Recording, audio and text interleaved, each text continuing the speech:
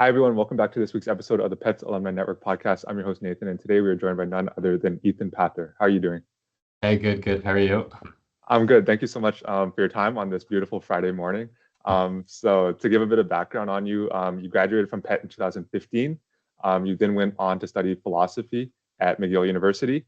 And then you went on to do a dual JD program, a law program at University of Windsor and University of Detroit Mercy. After that, you spent some time working as a lawyer in different firms, but most recently, about a year and a half ago, just under, you started your own law firm, E.J.P Law, and you specialize in estate planning, real estate, and corporate law. So I guess starting from like the very beginning at PET, do you have any standout experiences? Honestly, I'd probably just go back to like my friend group, like being able to see, everyone on a daily basis, and kind of just like having the boys around, that camaraderie, and just having, no responsibilities of the real world, honestly. So I would just say like, enjoy as much, as you can, of that high school experience, it was so long ago too. Yeah. A lot of like good memories and a lot of like just great people that I'm still very close with today. So Yeah, awesome to hear. Did you have any like standout classes or teachers that you'd like to shout out? um, oh gosh, Mr. Pretty, our gym teacher, he was always really great. Mr. Lamb, I took accounting with him, was really great. And then maybe Madame Mo, on the French side of things. Yeah. Just some of the things, Yeah. some of the teachers I can think about. Oh, maybe Mr. Dance too, but I'm just Yeah. rifling now. But Yeah. I mean, all the teachers of PET, like at least when I was there, were incredible and they really cared about the kids. So you really can't ask much more than that. So. Right, right. Yeah, that's a common sentiment we hear, on the podcast, the teachers, the friends, all those great things about pet, right? Yeah. So you mentioned like accounting, French, gym class, but now, you're in law, right? At what point did you kind of decide that you wanted to go into law? Um, it was in high school for sure. I think I just realized what I wasn't good at, which was math and science. So my options were pretty limited off the bat, and then my parents kind of we run a family business, and so I was looking at contracts from a very young age, and I kind of think that just helped with the segue into law and kind of just learning about how to understand contracts and very, business focused. And then, kind of combining business with the legal aspect of it and like drafting and stuff kind of, made it very Yeah. easy for me to go down that path. Right. Yeah, I can definitely see how, you decided, corporate law, right? So after you decided that, your end goal is, corporate law or just law in general, right? I guess you kind of like worked backwards, is it? So you went to McGill for Yeah. philosophy, right? Like how did you kind of decide on that like next small step to go to McGill? Well, I wanted to go to, it's funny because I toured McGill, I think in grade 11, and I fell in love with like Montreal as a city. It's still like one of my favorite cities ever. And I knew obviously McGill was a very good school, and I thought that would help me a lot in getting to the end goal, which was getting into law school and then becoming a lawyer. It's funny though, because or I don't think I ever would have chosen to do philosophy, but looking back at it, I probably thought it was the easiest way to segue myself into law. But knowing what I know now, I probably would never have done philosophy again, just because it was a very difficult, it's very subjective, and I mean, obviously it helped with the writing aspect, which is good. But it's very subjective, and so it's hard to get the marks that were needed to then like get into law school. Somehow, it worked out all in all. Yeah. Um, but yeah, so I think yeah, working backwards, like you said, I was like, okay, like how to get to law school, go to a good undergrad first, and then again, just like loving Montreal, and it was a great experience there. So worked backwards from there. And before you mentioned Madame Mo, right? Our French teacher, did that like kind of French aspect kind of play into your decision to go to McGill?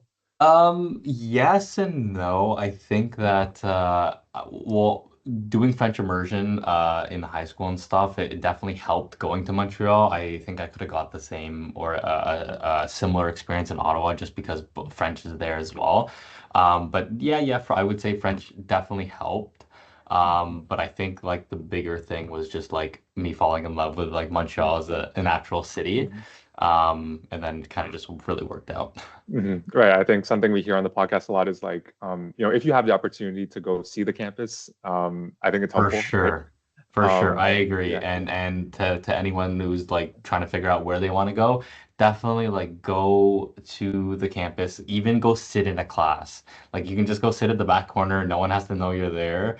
And just get a feel for, what the professors are like and what the student life is like, and what the city life is like, right? Because you're not just in school there. You're going to be there for 4 or 5 years of your life. You're going to be living by yourself, you want to be able to enjoy like the other aspects besides just school. Yeah, I think that's great advice that we've heard, a bunch of times. So thanks for that, that piece of advice. Like you said, you're part of the city as a whole, right? Not just, the school Exactly, community. exactly. And you kind of touched on the fact that you wouldn't necessarily do philosophy again. So from my understanding, a lot of people who go into law might do like poli sci or Yeah. journalism, public policy, that kind of thing.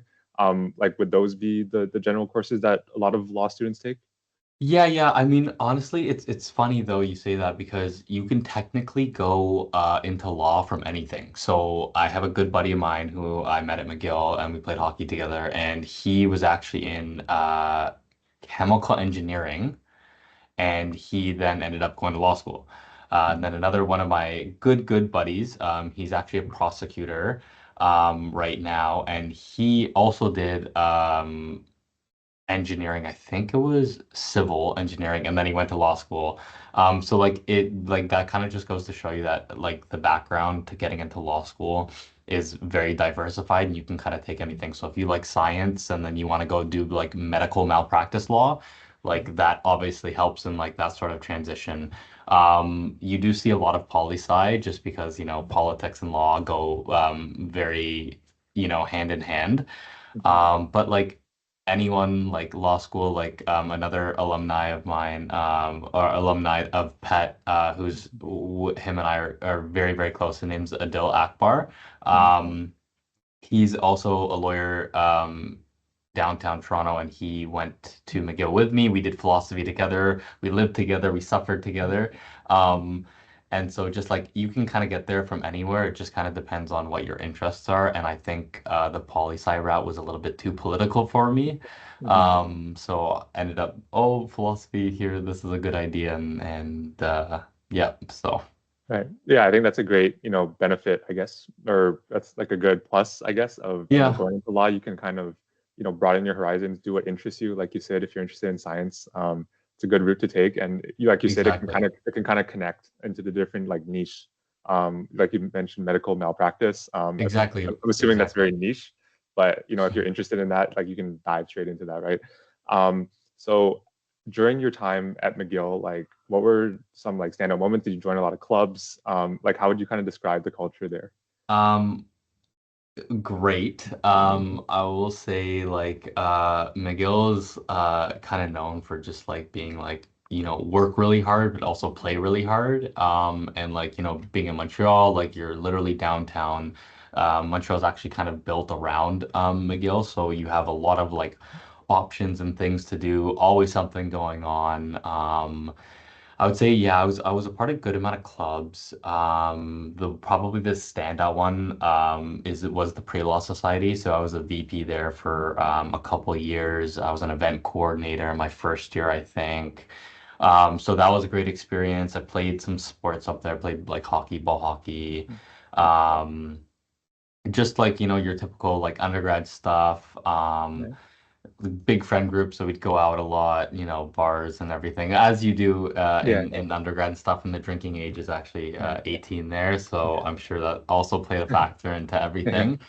But honestly, McGill, like the entirety, like the academic aspect, like the professors were incredible, the resources available to you were great. So, yeah, I can't like not one thing stands out, but everything was Right. amazing. And Hmm. the Awesome. and also sorry, I don't mean to cut you off, but No, it's like the okay. diversity of the Mhm. students as well. Like there's a lot of international students, a lot of people from all over.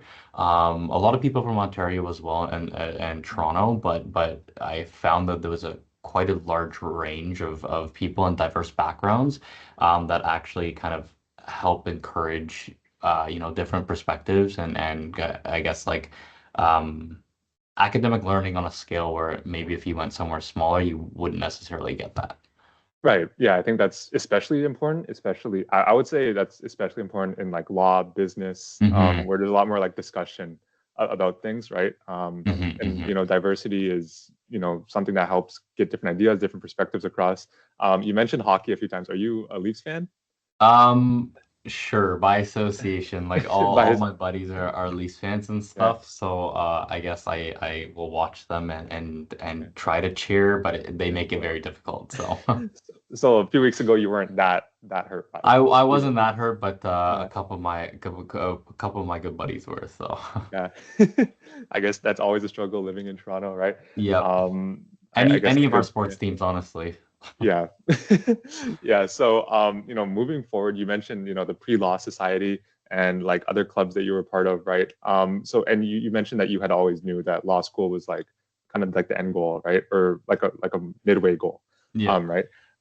So what about like your application do you feel like made you stand out? And like, do you have any like tips for someone who's trying to get into law school? That's a great question. Honestly, it's gonna sound very cliche, but your personal statement is supposed to be personalized. So I would say that you have to kind of center on something that makes you unique. Um, and law schools have seen it all and they've like really like the not the sob story but like they've seen the oh something happened to someone and it made me want to fight for X whatever. And I think that like at this point like law schools want to see something a little bit more unique than just that. I will say that law schools are very holistic in their approach. So they'll take your GPA, your LSAT score, and your personal statement and your resume kind of all together, just so that they get well-rounded candidates, but also like as I mentioned before, like the diversity of candidates. So what I will say is like make sure you're centering on something that makes it unique to you. So for example, I'll tell you what I did is that so I went to the dual program in Windsor and Detroit. And so I was getting a Canadian JD and an American JD at the same time. Growing up, as I've mentioned, have played a lot of sports and hockey being one of them. And I actually played for a couple years. There was a huge NHL alumni tournament in coordination with Alzheimer's research.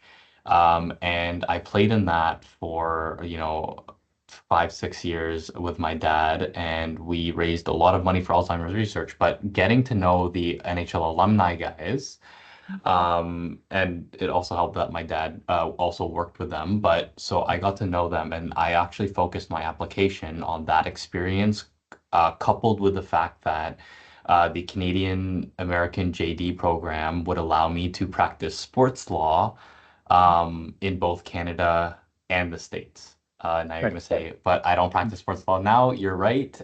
Things just, happen along the way.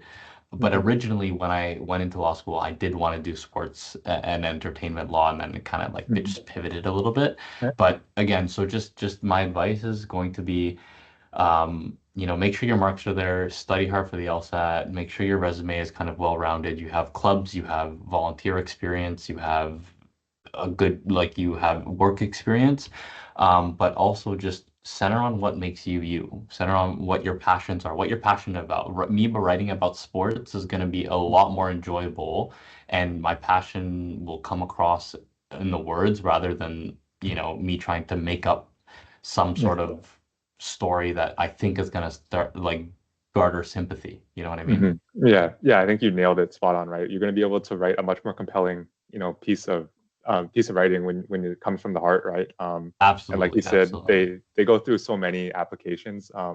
You want to stand out, right? Exactly. Bunch of the typical ones, I'll say, kind of like blend in. Exactly. You want to do Exactly. that, right? So we talked a little bit offline about, doing that dual program, right? I'd love to hear, like what was your kind of research process like when it came to deciding which law school to go to? Absolutely. Mm, So I thought, well, again, because I originally wanted to practice sports mm, law, I thought, so there's only two programs in Canada that actually do a dual program. So there's mhm, the Windsor and Detroit one, and then there's an Ottawa one that you do 2 years in Ottawa, and then you do 2 years in either Washington or you do two mhm, years in Michigan. mhm, And those are the only two programs in Canada that mhm, offer that sort of, you get a Canadian JD and an American JD. mhm, It just so happened that I think Windsor and the Detroit, the dual program, kind of fit what I was looking for because rather than like it's a 2 year and 2 year, the Windsor program, the dual program is a 3 year program, and you actually learn both type. You will learn Canadian law and American law at the same time. mhm. Right, right. So I was doing like 2, 3 days in Windsor and then 2, 3 days in Detroit on like a weekly basis. And if you don't know, Windsor, very down south, it's about 4 hours from Toronto, and it's right across the border from Detroit. So we would just take the tunnel, live in Windsor, take the tunnel to Detroit, a couple days a week, learn the law, do whatever, whatever, and then we'd like come back. It was a great program. Although you can't really go wrong with any law school in Canada, it's amazing. But I just thought it was a very unique and learning, two different systems of law at the same time is not for the faint-hearted. Yeah. But you're in law school, it's going to be a lot of work, so you just got to put your head down and grind a little bit. So. Yeah, you mentioned before the diversity that you had at McGill, right? Was there kind of like, did you notice like a stark difference in like either like the teaching or your class? Well, your classmates, I'm assuming, are mostly similar, right? But did you notice like a difference in when you were learning in Canada versus when you were learning in the US? Um, You could definitely tell, I guess, like the teaching styles, but the program itself was ran by a single director, so, and she obviously had a lot of say in like the hiring and the programming.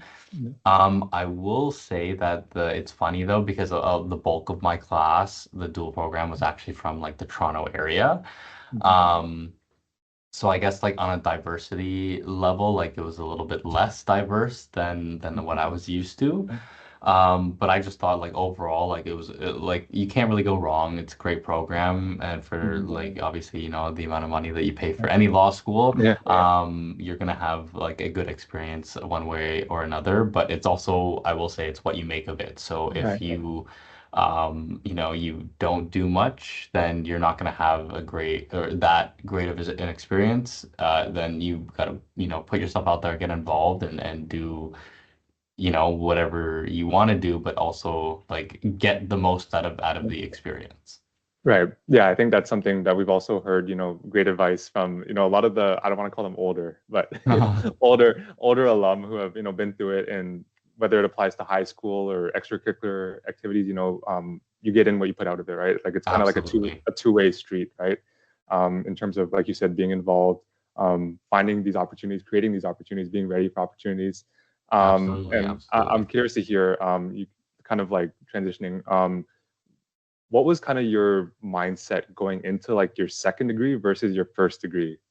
Like, did you kind of approach them differently? Having one degree under your belt. I would say that it's just experience at that point. So like undergrad, going from, obviously living at home in Markham to living by yourself 6 hours away, it's a huge switch up. Mhm. So, my first semester in McGill, like my marks sucked because I was, trying to manage like living by myself, do my own laundry, partying, the academics, um, cooking, like all that, or all that sort of thing. So, um, I think going into the second degree, I think an advantage that I had versus some other people who from my law class that had stayed home and not lived by themselves was that I was already used to doing all of like living by myself. I figured out meal prepping, just things to like make my life easier so I had more time to focus on my studies. And I think, I mean, it's funny, but I think it also really helped that Montreal was very, well, comparatively to Windsor, it's a lot busier. So Windsor was like relatively quiet and like the nightlife wasn't the same and stuff. So I actually like I was able to focus a little bit more Mhm. than when I was in undergrad, and I was like, oh, shiny new city, I'm Yeah. gonna go do my thing and all that. So Right. Kind of like you almost like got it out of your system. yeah, And then yeah, like exactly, and then exactly, you're able to exactly. lock in for your JD, right? So I guess like was there kind of like a different like style of learning in JD school? Like is it a lot more like case based or like a lot Yeah, more okay, group okay, work? I see. Yeah. Yeah, yeah, yeah. So Yeah. you're right. So it's a lot more laws are very theory based. And I'm not sure if you've had like another lawyer on the podcast before, but what I will say is law school doesn't actually teach you how to be a lawyer. Law school teaches you how to think like a lawyer. But you don't actually learn how to be a lawyer until you graduate law school and you article. That's when you Mhm. actually figure out you are thrown into the fire and you figure out how to actually be a lawyer. But law school is very theory based and very case based. So, for example, like just property law. So you'd Mhm. learn, okay, like, there's this concept that is rarely practiced anymore, but I remember being tested on it and like in very, very fine detail is called adverse possession. And so basically we would like get cases on that and you'd go through like the different elements of like how the law is made up. Mhm. And to an extent, that's still practiced today, and like common law is still very much a thing. Again, I don't do litigation because I hated it so much, and being in court. But obviously, like common law and case law is still very much applied today. But it's just that it teaches you like the actual like law itself and where the law was derived from. But the amount of cases that are being litigated and that are coming out that create new precedents, like the law schools can't like keep up because every year they would have to like change up their curriculum and they don't want to do that. So it's basically just learning the actual law itself, where the law came from. Mhm. And then maybe some application, you're giving a fact pattern on a test and you say, okay, apply what we've learned to that to get your ruling Mhm. or argue on behalf of the defendant or on behalf of the plaintiff. But um, you don't actually learn how to become a lawyer until you get into the Right. fire. I see. Yeah. So articling is kind of almost like an internship in a way, right? It's like Exactly, yeah. exactly, And exactly. from there, like where you're articling kind of determines what kind of like field you're in, almost in a way, right? Yes, yeah, yeah, yeah. I would yes and no because Mhm. you can basically you can article anywhere. Mhm. It obviously it's preferred if you article in the area that you want to practice in, just because you're getting experience and you have a mentor and they're supposed to be teaching you, all the stuff that's relevant to what you and eventually want to do. Um, but for some people, like they get into an articling position and they don't like the area of law that they're practicing, and that's totally Right. okay. Mhm. You can still, so for example, what I did, so I articled at a firm downtown. They were full service, but they did a lot of personal injury work. And luckily for me, I had another articling student. There was two of us, and he did the bulk of the personal injury stuff, which was really nice because personal injury is litigation, and I don't want to do that. I hate that. Um, so he did the bulk of it, but I still had to do a good amount of it, and I'd have to draft motions and do whatever, talk with clients, interview clients, all that stuff, assemble motion records and stuff. So I learned how to do it, but I just realized like no, I don't want to do this. I also was able to do the areas at that articling where I do work in now. So I did some corporate law, I did some estate planning, and I did some real estate. Um, but because articling, you kind of do a little bit of everything to kind of figure it out. You'll do stuff you like, you do stuff you don't like, and then after that is when you choose, um, okay, this is the area that I want to stay and practice in. Hmm. Understood. So from what I kind of generally know about law, so you go to your JD program, right? And then you have the bar exam. But is it true that the bar exam is like the same for all different like fields? And then like do you need any further certification after you finish your bar So exam? your bar is the last thing you do before you Okay. actually become a lawyer. Okay. So a requirement to be called to the bar is that you have to pass the bar exam and you have to article. So those are the two requirements. So well, I guess three because you also have to graduate from a law school and have a JD. Right. What I will say is that the bar is standardized across every lawyer in Mm-hmm. Ontario. But so it's every area of law. So it's there's two exams that make up the bar. It's the barrister's exam and the solicitor's exam. The barrister's exam, if I'm not mistaken, and it's been a little while, but I think it's criminal law, civil litigation, or rules of civil procedure.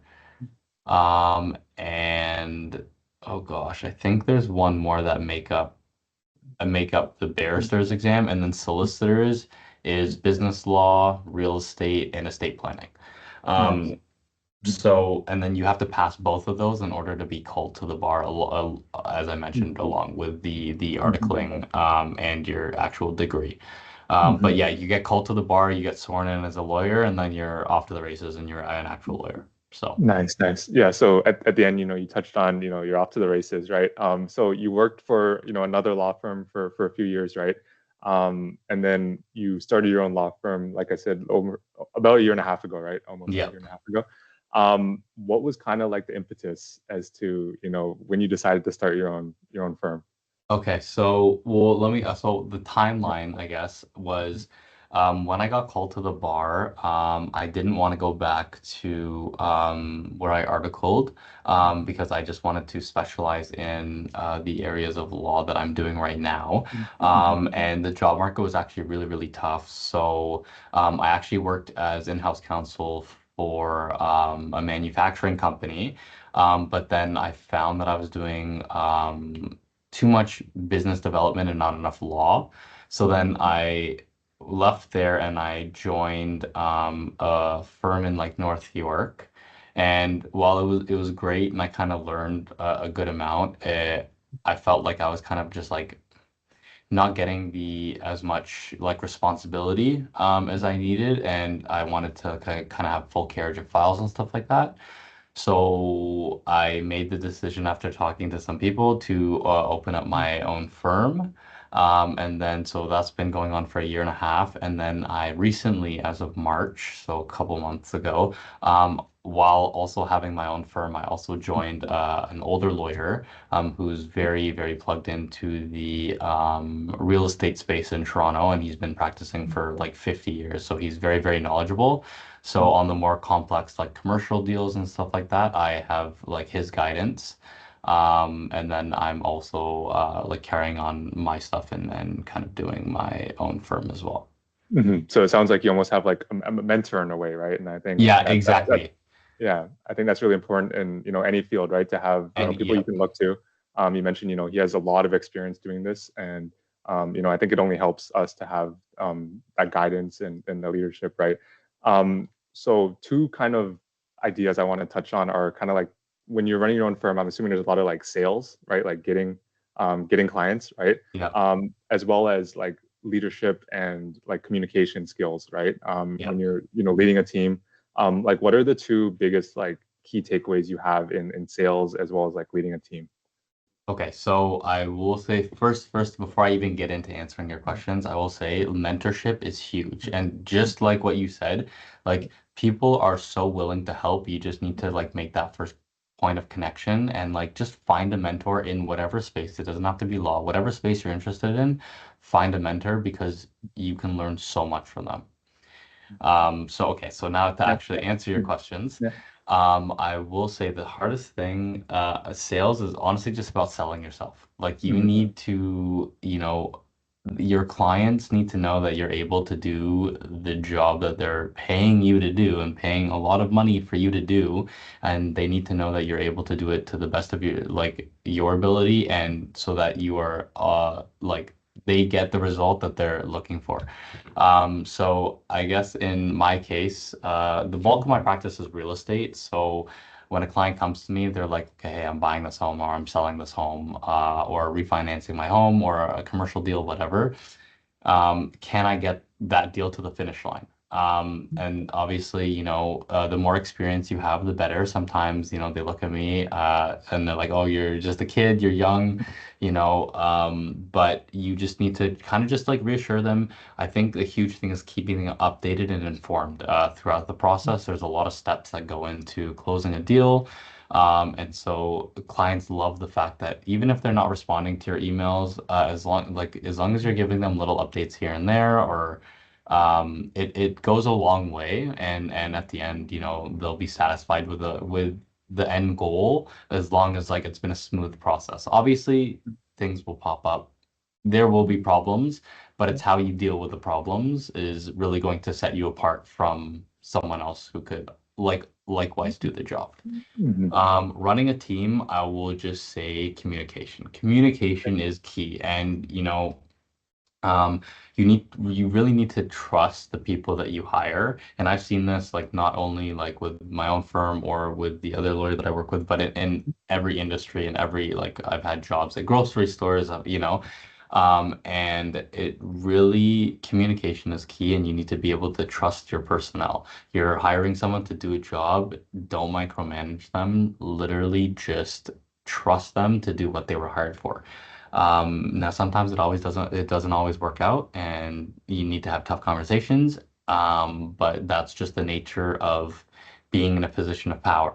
You need Mhm. to be able to set the record straight. You need to be able to say, hey, like this isn't cutting it. You need to either do better or we need to have a different sort of chat. Yeah. And sometimes you just need to say, listen, I think our paths are just going to diverge, and there's nothing wrong with that. But you can't beat around the bush and avoid those tough conversations because you're scared. Yeah, I think you touched on that trust both like internally and externally. And communication really underlies, both of the underlies trust in general, right? Yep. And kind of like a big idea on this page is kind of like demystifying or kind of like speaking the truth about, how certain fields are, right? Mm. I know a lot of us might watch like Suits, for example, and we might have a certain idea of what being a lawyer is like. But in your experience, has there been anything where you kind of thought it would be one way before you got into it, but it actually turned out to be completely different? Um, well, I'll tell you, it's not like Suits at all. Okay. Honestly, it's I think a lot more just like down and dirty than you think. I guess like on the demystifying front, I would say a lot of law, especially in like the area that I'm in. So real estate, corporate law, and even estate planning, but I'll touch on estate planning a little bit after. But corporate law and real estate, there's always two sides, and the two sides are working together to achieve a common goal. Whether the two sides are the vendor's lawyer and the purchaser's lawyer, and you're working together to close a deal on your clients either buying or selling a house, or the corporate law where you're acting for a purchaser and you're buying a business, and you're working with a seller's lawyer who's trying to sell their client's business. So it's not very combative, and obvious. I mean, sometimes you're gonna get people who have had a bad day and they're not very nice, Yeah. especially when you're a younger lawyer and you're dealing with an older lawyer. But all in all, it is pretty friendly because you're working together. Um, when it comes to litigation and stuff, you guys are more, and our legal rules that govern being a lawyer say that you're always supposed to be, nice and cordial to your other side, but it doesn't happen like that. But I think like it just my life is a lot easier because we're working together for a common goal, but more down and dirty. It's really about client management. Mhm. If I can just sit here and just do my legal work, like get the paperwork, draft the documents, do what I need to do, get like closing funds, my life would be pretty simple. It's all about managing your client because the client needs to be updated. They need to, oh, they're like gonna have questions. They're gonna want to know, oh, what do I need this for? And then you need to get documents from them too. So, for example, for a house closing, you need to have home insurance prior to closing or effective on the closing date. So, a week or 2 weeks in advance, you need to, be talking to your client, be like, hey, you need to go set up home insurance because I need to provide documentation to the bank before they will advance mortgage funds to me. So it's really about just managing clients, and I think like some people are really good at that, and some people are not so good at that. But no one told me that it was going to be somewhat babysitting duty when I got here. You know what I mean? Mhm. Yeah. So I think it's just, but you're never going to figure that out until you actually get into it and you start doing it. And Mhm. then it gets easier as it goes. Like last year in February when I opened up and I was doing my first couple deals, thank God I had mentors because I had no idea what I was doing. Mhm. And I relied on my mentors really, really hard. And they saved my butt multiple, multiple times. But again, like I would have never known that until I got there and did it. So Yeah, yeah. What I've heard about mentorship is it's kind of like they kind of like turn on the lights when you're like trying to navigate a for room. sure, That's what I kind of for learned from a sure. business perspective. It's really hard to navigate a room if there's no lights on. So a mentor will help you kind of around the room, right? And I think two other ideas that you kind of touched on is like you kind of have to like plan forwards, like in terms of like, oh, I need this deal to close, but here's step A, B, and C that need to be done Yep, before that, and then here's subset of different steps, right? yep, But yep, also the yep, idea yep. that you're working towards a common goal, right? I think like in suits, for example, there's a lot of conflict, and they're just like Yeah, yelling at each other about trying to like it's like a zero sum game for them. But I think, like you mentioned, there's a lot of like synergies that you can have and working together, that kind of thing, right? yep. So a few last questions for you. Like what are some goals that you have, over the future, let's say like 5, 10 years, whether it be professionally, personally, volunteering, traveling, maybe more school. I don't know. Oh And any gosh. goals for you? Absolutely no more school. No. 7 years was definitely enough for me. I would think, or I would say that I guess professionally, I just want to grow the business. The biggest thing about being an entrepreneur in itself is just getting clients through the door. And I think like the biggest marketing tool is going to be word of mouth. Like regardless of what anyone says, I think, you can do your SEO marketing, you can do flyers, you can do whatever, whatever. But at the end of the day, if your clients have a good experience, they will tell other people about you, and that was going to be how word spreads the fastest. So I think emphasizing like good client experiences, and just getting clients in through the door. So that's how I want to grow, and I want to continue to grow. Um, and provide good legal services because obviously it's expensive, and usually when you're contacting a lawyer it's not really a good thing. Although I will say it is a good thing you're buying a house. it's a Yeah. it's a big momentous occasion, but on the flip side, for litigation purposes it's not always the greatest. Mhm. So just kind of growing in that aspect. And then I don't know, like traveling. I want to see Yeah. obviously more of the world, but it's tough right now because, business owner, you got to grind for, a little bit to establish and grow. So I think, the next 5 to 10, maybe five until I hit 35, it's going to be a grind. And then once I hit 35, I think I'll, take a little bit of a step back and kind of like just chill more, maybe travel some more. But yeah, like I can't complain, honestly. I love what I do. It's enjoyable. And kind of, getting results for clients. It's a big deal when you buy your first house. So, just making sure the clients feel good, it brings a lot of fulfillment and a lot of joy for me. I know that's gonna be cliche, sound cliche, but once the transaction's over, you can kind of just like have a nice sigh and be like, okay, wow, we actually just did that. The clients are happy. I'm happy, you know? Hmm.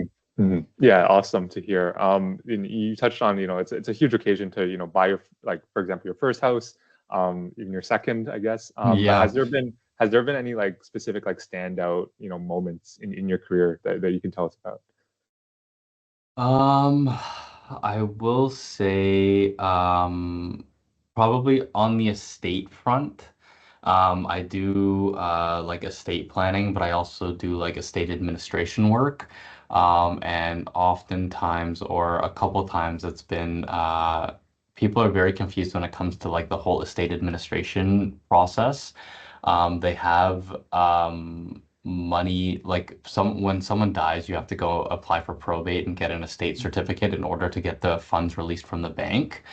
So I had a good he a good buddy of mine introduced me to a friend of his, a very close friend of his, and he got his dad unfortunately passed away, and he had no idea what to do, and I think just like walking through the process and actually helping him kind of get through that, get the money out of the bank so that he could kind of sort everything out and pay the bills and pay what he needed to do, because the banks are very reluctant to release any sort of funds to anyone except if you're the account holder.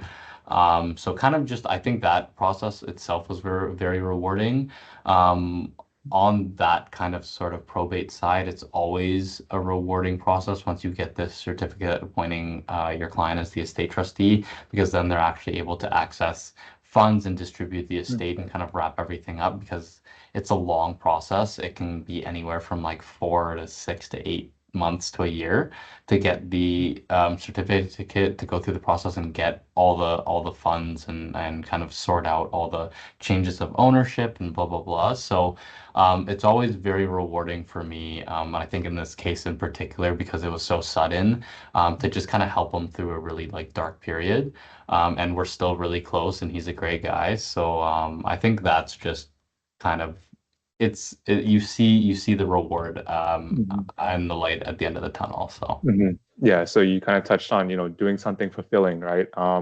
Especially like you mentioned, like in a dark time, helping them, get their feet on the ground, for example. Just, not like creating less of a headache, right? For something yeah. that's such a heartbreak, right? And like I guess along with, doing something fulfilling, do you have any advice for maybe like your 17-year-old or 18-year-old self? Um, there's lots of advice. Don't be an idiot. But in all seriousness, I'm trying to just say like enjoy it. Like you finish school regardless of how much school you do, and then we're working for the rest of our lives. And I think if I could tell myself, even like starting high school, like I remember grade 9, I was so nervous and I was so scared of everything. And I think like I would really just like tell myself to like just slow down and enjoy it, and don't wish that you wanted to be older. Like just take advantage of, having no responsibilities, seeing your friends every day. Like my friend group right now is, I would probably say like 85% of the guys that I went to high school with. And like one of them actually just got married this past weekend. And so we were all like, everyone was giving speeches and showing pictures of when we were in high school, being the idiots that we were. And it just brought back a lot of like good and fond memories, and wishing that you could go back to see these guys every day, and just hang out, and lunchtime we'd take a car and go to someone's house, and or whatever. So just slow down, enjoy it, smell the roses, and yeah, that's all I got. Yeah, thanks for that great advice. I think we noticed, especially over like COVID, for example, right? We couldn't see our friends and Yeah, the small moments, like you mentioned, enjoy those while they last. You, when you said before, like you're gonna have ton of responsibility as an adult. yeah, it's Um, crazy. yeah. So like just the small moments, right? Not even like anything big. Like lunchtime you mentioned. Just those small moments, I guess, are something that makes pet so great. I guess Yeah. at the end of the day too. So we'll wrap up here. One final question for you. If you could nominate, another pet grad or a few pet grads to be on the podcast, who would they be? Oh gosh. Oh my gosh. I could literally name the entire friend group. Like everyone right now, especially like all my boys, like they've all like everyone's really done well for themselves. Mhm. If you want another lawyer on the podcast, I mentioned Adil. He's wonderful and he practices downtown in corporate law exclusively, and he's very like he does great work and he's worked on some crazy deals. Who else? I'd probably, if you want someone in tech, our buddy that just got married, his name's Zane. He also graduated Zane Tahir. He graduated 2015 with me. Another guy in tech who works downtown in the sort of like business tech world. His name's Armand Sashadina. Again, good buddy of mine. And then on the insurance side, a good buddy of ours who also graduated 2015, his name's Keyshawn Surendran. He works as an insurance broker, so that may be like a very interesting Yeah. perspective. So those I could literally name you Yeah. everyone because everyone's got some cool Yeah. shit going on, but those are the guys that kind of come to my head. Oh, Shaquille Sabdar as well. He just graduated med school. So Nice. that would Awesome. be, and he's doing his residency, and he's a very close buddy of ours.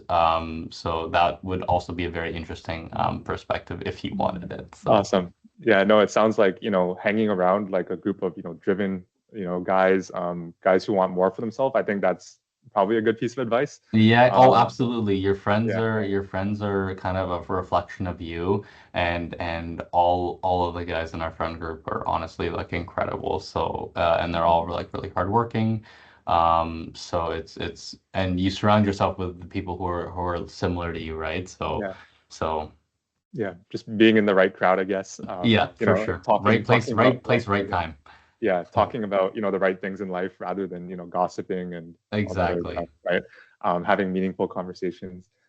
So we'll wrap up. Thank you so much for your time today. Talking about, your journey in law school, talking about like the different kinds of law, common misconceptions about lawyers, right? The idea of like learning, different cases and like managing clients communication. That was a big Yeah. part that we touched on. So thanks so much for your time. Thank you everyone so much for watching, and we'll see everyone next week.